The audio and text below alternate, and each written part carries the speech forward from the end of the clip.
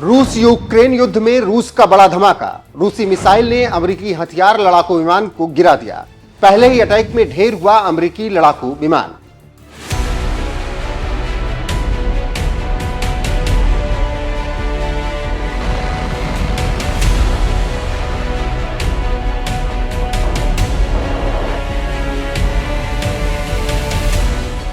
नमस्कार, मैं हूं आपके साथ रोहित।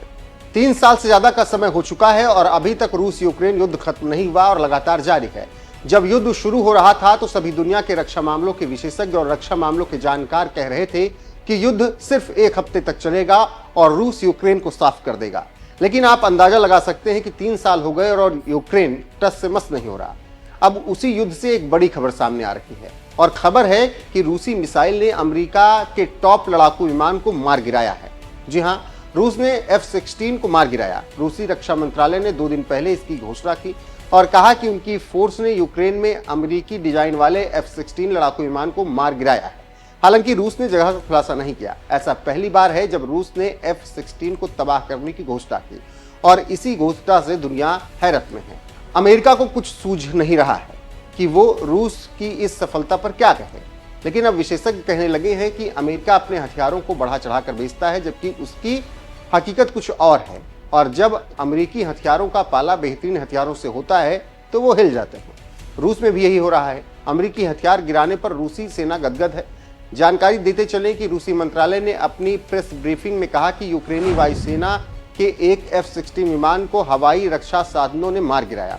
हालांकि इस बारे में कोई और जानकारी नहीं दी गई है। लेकिन इससे पहले शनिवार 12 अप्रैल को यूक्रेनी वायुसेना ने अपने एक F-16 लड़ाकू विमान के खो जाने की सूचना दी थी। उसके बाद विमान के दुर्घटनाग्रस्त होने के कारणों का पता लगाने के लिए एक अंतर विभागीय आयोग का गठन किया गया। तो कुल मिलाकर रूसी सेना ने ऐसा लगता है कि सचमुच F-16 यूक्रेन का मार गिराया है।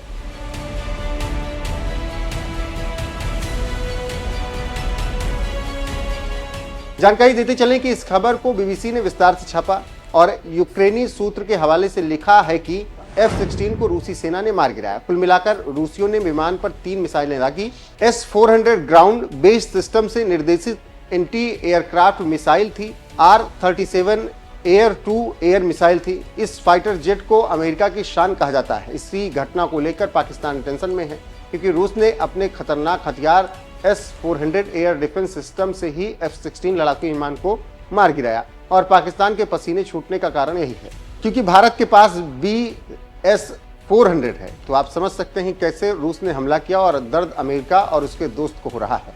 पाकिस्तान के पास F-16 विमान है, वो भी टेंशन में है। जानकारों की माने तो पाकिस्तान के पास करीब 85 F-16 फाइटर जेट हैं।